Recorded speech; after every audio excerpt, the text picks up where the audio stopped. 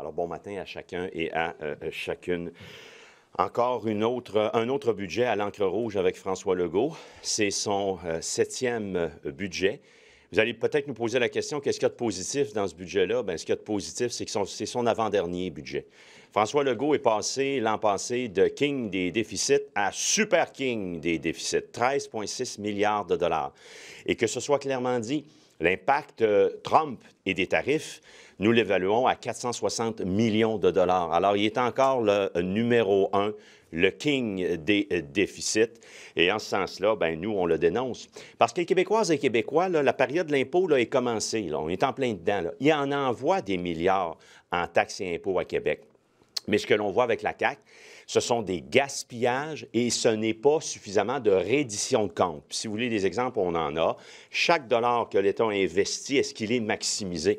Je ne vous parlerai pas de Saclic, je ne vous parlerai pas de Nordvolt, mais il y a des programmes qui sont mal investis. Donc, la CAQ, qui reçoit beaucoup d'argent en taxes et impôts, gaspille et n'investit pas de façon intelligente et optimale les deniers publics. Alors, en ce sens-là, nous le dénonçons. C'est la mauvaise gestion de François Legault.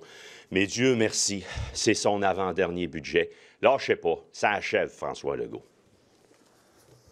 Merci, Marc. La CAQ a totalement perdu le contrôle des finances publiques. Déficit historique, aussi historique en manque de crédibilité, historique en manque de courage. La CAQ est irresponsable, déficit de 13,6 milliards de dollars.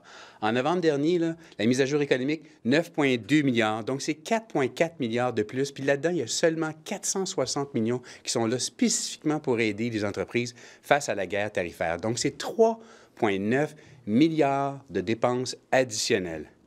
Ce qui est très insultant pour tout le Québec, c'est le manque de crédibilité du plan de retour à l'équilibre budgétaire. Gérard y inclut la taxe de gain en capital, il inclut une croissance de 1,1 %. On est déjà probablement en recul actuellement. Desjardins prévoit qu'à partir d'avril, on va être en récession. Puis il parie aussi sur des tarifs de 10 %. C'est absolument inconcevable. Ce gouvernement-là n'a aucun courage politique parce que toutes les décisions difficiles sont après l'élection. Puis pour vous le montrer, là, à la page D4 du budget, les coupes dans le régime fiscal de 3 milliards de dollars, il y en a 2,8 que c'est après octobre 2026. La CAQ, elle est irresponsable. M. Beauchemin, est-ce que ça vous frustre? Parce que hier, je crois que vous avez dit qu'au fond, toutes les décisions difficiles vont être après l'élection. Donc, au fond, est-ce que vous vous projetez en vous disant, bien, si le gouvernement libéral forme le prochain gouvernement, ça va être à vous, finalement, de prendre les plus grosses décisions pour ramener l'équilibre budgétaire? Il va y avoir un gouvernement libéral responsable en 2026 pour faire ce que se doit. Ce gouvernement-là, actuellement, là, ne fait que pelleter par en avant et continue à accélérer les dépenses. C'est totalement irresponsable. Sur ministre des Finances, comment vous allez gérer ce déficit-là, puis le retour à l'équilibre budgétaire? Mais c'est sûr que c'est le prochain gouvernement qui va faire des décisions difficiles. Ça semble être le cas actuellement. La hausse de croissance est très, très limitée. Là. Ça veut dire que vous avez choisi l'austérité, vous avez choisi de couper carrément, puis de faire mal aux Québécois pour réussir à balancer les chiffres. Il faut être réaliste. Là. Aujourd'hui, là, ce gouvernement-là a pris les décisions de pelleter par en avant. OK? Qu'est-ce que vous auriez fait pour réussir à équilibrer les... À partir du premier jour du mandat caquiste, là, ils ont gaspillé comme des marins en cavale. Donc, nous, ce qu'on aurait fait, on aurait arrêté le 3,9 milliards de dépenses additionnelles. On allait aujourd'hui, l'an prochain. Donc, pour réussir à atteindre l'équilibre zéro. Oui. Ce que vous dites, c'est qu'on aurait coupé dans les services aux Québécois. Nous, ce qu'on aurait fait, c'est investir dans l'économie comme on l'aurait fait jour 1 pour améliorer la productivité. Parce qu'aujourd'hui, on ne serait pas dans cette situation-là.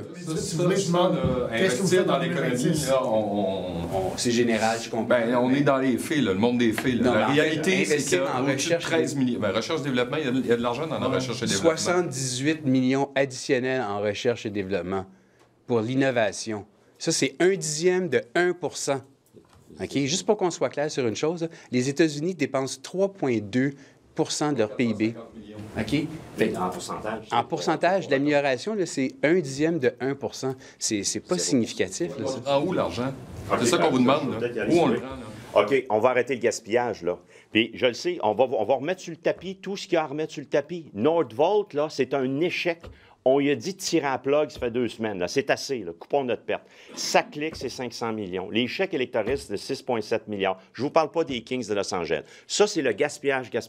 Maintenant, il y a un autre aspect. Le manque de reddition de comptes. 294 millions de dollars pour 2 programmes pour rétention de la main-d'œuvre. Paraphe pratique. Bien, paraphe pratique, c'est patate. On aura demandé à la ministre, cet argent-là dépensé, ça a donné quoi? Pas capable d'avoir les chiffres. Puis on a même, à l'époque, questionné le recteur de l'Université de Montréal en disant que le programme était mal ficelé, entre autres. Ça, c'était au-dessus de 300 millions. Un autre programme pour augmenter les inscriptions dans des métiers qui nous font défaut au Québec. Il a dit que c'était mal ficelé. Il y a une diminution des inscriptions. De l'argent, il en rentre à Québec. Alors, on dit, arrête de gaspiller, dépense de façon efficace. Santé Québec, vous m'avez vu poser les questions à François Legault hier sur un homme, M. Baillargeon, de Gatineau, 75 ans, qui attend une intervention chirurgicale en urologie. Il est allé 4 fois à l'urgence parce qu'il n'a pas eu son opération. Il souffre. Il a décidé d'aller au privé. Ça va coûter 23 000 François Legault dit, je ne suis pas au courant de ce dossier-là, mais il est dans le journal. Il faudrait qu'il fasse sa revue de presse. Puis on y parle de Santé Québec, que les Top Guns de chicane. Puis là, ils disent, bien, il y a trop de monde. C'est du gaspillage. Arrêtez de gaspiller, là, déjà là. Est-ce que c'est encore possible de penser qu'on va revenir à l'équilibre budgétaire en 2029-2030 sans qu'il y ait, laissez-moi terminer ma question s'il vous plaît, sans qu'il y ait de hausse d'impôts pour le contribuable? Parce que là, il n'y a pas de hausse d'impôts, on a fait un peu de ménage dans certains crédits d'impôt, puis il y a des taxes qui augmentent, par exemple, la taxe sur les véhicules verts, etc. Mais est-ce que c'est possible d'arriver à équilibrer le budget sans hausser les impôts des contribuables? Je pense que oui. Il en rentre de l'argent à Québec. Et là, François Legault, vous l'avez dit, je pense que c'est le tableau A7, là, où il y aura des ajustements de taxes, des droits qui vont être augmentés. On parle d'un 720 millions. Alors, il va grappiller un peu à gauche par droite. Il en rentre de l'argent à Québec. Alors, je reviens sur la santé, qui est le poste budgétaire le plus important. Il a décidé d'y aller avec Santé Québec. Mon point, c'est qu'on a plus de déficit, moins de services. À l'époque, avec Philippe Couillard, en 2018, je vous reviens là-dessus, on avait 7 milliards dans les coffres de surplus budgétaire, puis les services étaient mieux donnés. Puis posez-moi des questions sur la différence entre les services à l'époque et aujourd'hui, il est à mieux donner. Coût de système, tout le monde dit qu'il n'y arrivera pas là, à donner les services. Christian Dubé, vous dites que le retour à l'équilibre budgétaire, c'est possible. Comment? On coupe où? Ben, vous allez dire, oui, mais Nordvolt, là, ça fait même pas vivre un hôpital pendant 1 an. Là. On coupe où? Bien, quand on additionne 200 millions là, 500 millions là, 50 millions là, on arrive à des milliards, c'est pas trop long. Alors qu'il arrête de gaspiller puis qu'il dépense de façon efficace. Sa façon, lui, de dépenser dans le système de santé, c'est de dire, je vais faire un serpent à 2 têtes. Le ministère, puis Santé Québec. On voit bien là, qu'ils sont toutes... c'est la pagaille là, à Santé Québec, puis on n'a pas le meilleur service. Encore une fois, il en rentre de l'argent dans les coffres. Il faut être davantage efficace. Puis là, je ne vous parle pas... Tiens, je vous donne un autre exemple. J'ai vu passer, la semaine passée, 100 millions de dollars de dépassement de coûts pour dossier Santé Québec. Qu'est-ce que dit le ministre? Ah, c'est dans la raisonnabilité des choses. C'est irresponsable, déraisonnable. Sur les tarifs, vous dites, vous critiquez un peu M. Girard parce qu'il prend l'hypothèse des tarifs de 10 sur 2 ans, mais vous auriez fait quoi, vous? Est-ce que vous pensez que les tarifs de 25 vont rester pendant 2 ans? C'est comme ça que vous auriez écrit le budget? Pensez-vous qu'il va être pour 4 ans? Pensez-vous que ça peut être 50 La réalité, là, c'est que l'estimé moyen, là, il est à la baisse par rapport à les scénarios là, des déviations standards. Il est vraiment là, très, très conservateur. Estimé à vous? Bien, j'aurais pris 25 Sur 2 ans ou sur 4 ans? J'aurais pris peut-être sur 4 ans. Je ne sais pas exactement. Je veux dire, honnêtement, là, actuellement, on n'est pas encore capable de dire ce qu'il y en est. J'aurais pris le pire scénario pour vraiment... Ce scénario-là est là sur 2 ans. Pardon? Ce scénario-là de 25 est là dans le budget sur 2 ans, par contre, sauf erreur. Avec 10 Non, mais il y en a un scénario avec de 43, dans le budget. Il est là. Il nous amène à 14,8 milliards de déficit. Exact. C'est ça que j'aurais annoncé ça tout de suite, comme ça, au moins. Puis là, il prend des réserves de 500 millions de dollars de plus par rapport au 1,5 qu'il y avait avant. Correct, là, mais ça ne comblera pas l'ensemble du déficit. Hein. Ça vous a obligé à prendre des provisions encore plus importantes si vous aviez... Probablement que ça aurait été des provisions plus importantes, mais j'aurais commencé en donnant leur juste à 25 c'est sûr et certain. Donc, le déficit aurait été encore plus important de ce que vous auriez annoncé. Avec les chiffres puis la gestion caquiste, oui, là, OK, mais nous autres, on ne serait peut-être pas rendus là. Non. On n'aurait pas fait les dépenses frivoles. C'est pas M. Beauchemin. Je comprends. Mais selon vous, avec ce scénario catastrophe-là, qu'est-ce que ça aurait impliqué dans le budget? Là? Bien, juste peut-être pour remettre tout ça en perspective, là, les agences de crédit, aujourd'hui, là, ont pris note probablement de ce qui s'est passé hier. OK? 1. 2, il faut comprendre qu'à terme, avec le scénario optimiste de 10 OK, la dette va être de 270 milliards sous le règne caquiste. Une augmentation de 96 milliards de dollars. Quand on a quitté, nous autres, c'était 174 milliards de dollars. Les caquistes, ça leur a pris 8 ans, augmenter 96 milliards avec pas grand-chose pour démontrer les résultats. Nous autres, là, puis les 60 années avant, là, il y a eu 174 milliards de dollars avec des résultats. Ça s'invente pas. Ils sont quand même là-dessus, là, augmenter les salaires dans le secteur public. Là, ça pèse vraiment plus lourd que dans le vôtre, dans le budget de départ. Est-ce que vous auriez donné les augmentations? C'est une partie de ça, mais ils ont aussi oublié, il y a 3-4 ans, d'investir dans l'innovation. Pardon? Est-ce que c'est un problème en soi, les hausses consentées dans le secteur public? Bien, ça n'explique pas le fiasco en tant que tel, mais je veux dire, on peut bien gérer la machine. On peut aussi essayer de la faire de façon plus optimale. On peut rentrer un paquet de trucs pour faire une meilleure gestion au quotidien, mais on peut aussi essayer, au début, là, OK, on aurait pu essayer d'investir dans l'intelligence artificielle. On aurait pu aussi essayer d'investir dans la productivité, faire en sorte que, parce que, vous savez, au Québec, là, ça fait 5 ans que le gouvernement, dans l'ensemble de l'économie, c'est 0 de productivité, 0 gain. OK? Mais le secteur privé fait des gains, le gouvernement les annule. Fait que quelque part, à un moment donné, il va falloir qu'on se réveille. Là. Le gouvernement n'est pas efficace. Si on regarde l'écosystème, parce que c'est ça qui touche les gens, il y a peu de ministères qui voient les pourcentages augmenter. Il y a la famille là, qui a le gros lot à 7 mais tous les autres, il y en a qui sont à 1 2 la santé à 3 Est-ce que la menace Trump va faire en sorte que les gens vont avoir moins de services au Québec? Là-dessus, là, enlevez-nous ça de la tête, la menace Trump. Là. La menace Trump sur le 13,6 milliards, c'est 460 millions. Puis si vous posez la question à Éric Girard, puis c'est correct, il y a une façon différente de voir les choses, il va vous dire que c'est à peu près 1,1 milliard sur le 13,6 milliards. Alors la menace Trump n'explique pas le fiasco d'un deuxième record battu cette année en déficit. Les Québécois, je le répète, n'ont pas... les Québécois ont des déficits, mais n'ont pas les services. Est-ce qu'il faut remettre en question la loi sur l'équilibre budgétaire, par exemple, pour aller puiser davantage...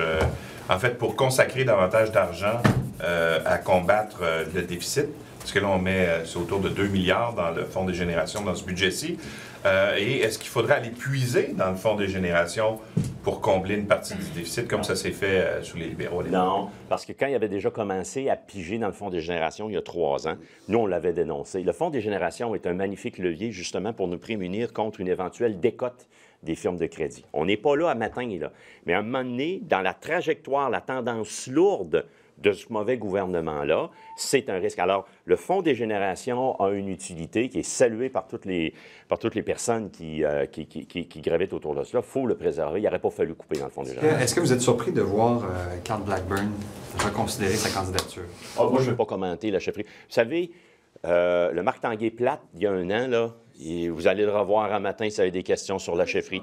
Je vous demande sur sa candidature. Si vous êtes surpris. Si vous êtes surpris. Je vous demande si vous êtes surpris. C'est pas mon avis? Non. Je ne ferai pas de commentaire. Je ferai pas de commentaire.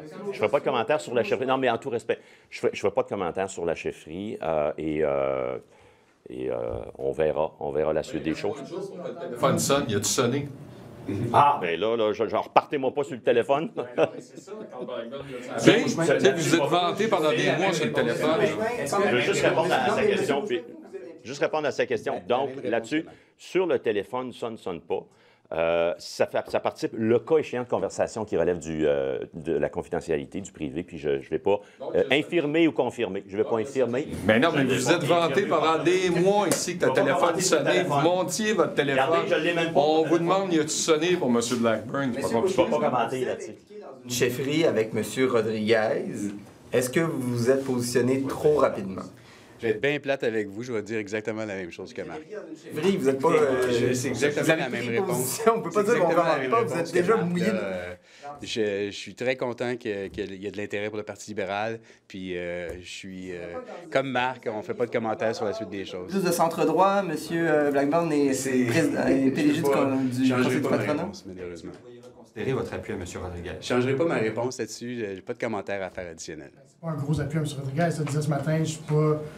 Effectivement, je peux confirmer mon appui là, à Pablo. Il n'y a pas de stress avec ça. Là. Indéfectible, donc jusqu'à la fin de la Quand avez-vous parlé, M. Tanguay, à M. Blackburn la dernière fois? Pas de commentaire. Encore une fois, ça relève de conversation. Le cas... Ce que vous lui avez dit, c'est quand que vous lui avez parlé la dernière fois? C'est hier, avant-hier, il y a 6 mois? Quand j'étais avocat en litige commercial, là, on préparait les témoins pour de tels interrogatoires. Alors, la réponse... je ne vais pas confirmer ou infirmer de conversation en ce sens-là, parce que ce n'est pas mon rôle, je n'ai pas vocation. Mais vous allez me permettre de faire un commentaire, par contre, c'est que, chose certaine, de plus en plus, oui, il y a l'élection fédérale, mais de plus en plus, on voit un intérêt pour la population, vous les médias également, qui va de façon croissante pour la course à la chefferie, indépendamment de ce qui circule dans les dernières heures. Il y a un intérêt réel. J'ai une question technique, s'il vous plaît. Oui. N'importe qui voudrait être candidat aujourd'hui, quel défi ça représente? Là? Il y a jusqu'à quand, par exemple, pour ramasser des signatures? Alors, merci pour la question très technique. Le vendredi 11 avril, 5 heures est la date limite pour déposer tous les documents et être reconnu comme candidat officiel. C'est le vendredi 11 avril, incluant les 750 signatures, dont 350 nouveaux membres, incluant le dépôt. Ce sont les modalités. Est-ce que l'ajout d'une personnalité connue dans la course à la chefferie ajouterait de l'intérêt pour la course à la direction? Moi, je vois déjà un vif intérêt avec déjà les candidats qui sont actifs, qui sont sur le terrain, des candidats, 4 candidats de grande qualité. Alors, je pense que c'est déjà une course qui a beaucoup d'intérêt. C'est quelqu'un de connu, ça? Oui, c'est ça. Écoutez, je vais vous laisser Carl Blackburn, c'est quelqu'un de connu. For the budget yesterday. Yes. Don't you think it was, for people at home, don't you think that they need to understand that it was an impossible task to do with Trump's tariffs, as we don't know yet what will happen on April 2nd? There's ways to measure the impact of Donald Trump's tariff on Quebec's economy and on Quebec's budget. That being said, the government put in place programs that we are calculating that it's $460 million. So within the deficit of $13.6 billion, there's not even half a billion with respect to Donald Trump tariff. That being said, he's still the record man of deficit, François Legault.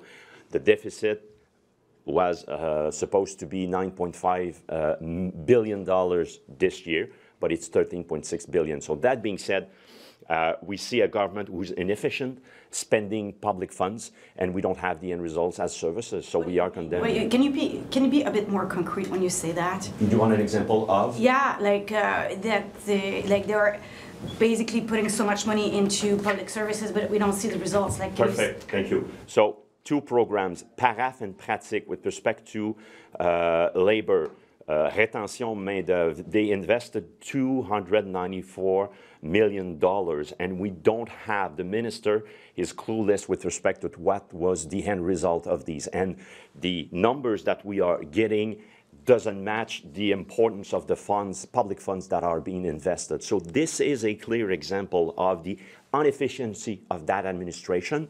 The fact that Quebecers are, as we speak, paying they're filling in their income tax. We're sending a lot of money, Quebecers, within the Quebec government, and they have the responsibility to spend it well, which is not the case. If you were in power right now, would you have spent $3.9 billion on healthcare, or would you have cut in that part of the budget? Again, it's important to have the services, and Mr. Dubé mentioned a little bit earlier that 3% is a cut, and we can see that 3% will be the increase in the healthcare system. So he will have to explain himself, and even that next year it's going to be 2% in healthcare. So Mr. Dubé has to tell us why he's acting like this. Citizens should see red flags with those numbers. Sorry, absolutely. And that being said, of course, for us, the citizens should be see red flags with respect to these numbers. It's obvious, yes. Have they not saved enough for a rainy day, you think? No. Hey, go ahead, please. No, they've been spending, as I've been saying for the last 2 years, like drunken sailors. You know, just this year alone, it's $3.9 billion additional spending above the $460 million that Mark just talked about as it relates to, as a response to the Trump tariffs. So, you know, in this environment where things are difficult, in this environment where actually we should have been tightening our belt, this government has decided to go the other way. This is a version of Québec solidaire. Like, I don't understand why this government is crazy at spending that much money on stuff that, you know, there's no results to show for. The debt has increased. It will be, by the end of the term of the CAQ, by $96 billion. That's a 55% increase from 2018, with not much to show for. It took 60 years to get to 174 back in 2018. It took the CAQ 8 years to increase it by 55%. It's unheard of. And on a comparable basis, Ontario, it's 27% increase in their debt. Here it's double up. Like, the CAQ is just terrible managers. But on the one hand, you're saying that they're spending too much. On the other hand, you're saying that they're cutting too much in healthcare. So I'm just trying to understand, where exactly should they have been cutting then? Where are they spending too much? They spent too much on a whole bunch of like SACLIC, like Nordvolt, like the electoral checks, like the list goes on. Like, they've spent money unwisely in many departments. Okay, so at the end of the day, all these $200 million here, $100 million there, $700 million here, it all adds up. So this mismanagement throughout the entire system adds up to billions of dollars. This management is unfortunately the government that we have. So had they been more serious, like, they don't even set targets or objectives. Like, how do you measure success with the CAQ? There's no reddition de compte. They don't really do the proper management 101 in terms of, we're going to be spending and this is what we're expecting. They don't even set goals. So unfortunately, that's what we have as a result. Drunken sailors at the helms. One last question regarding Bill 93 on Stablix. Yes. What if, because the Legault government is set to invoke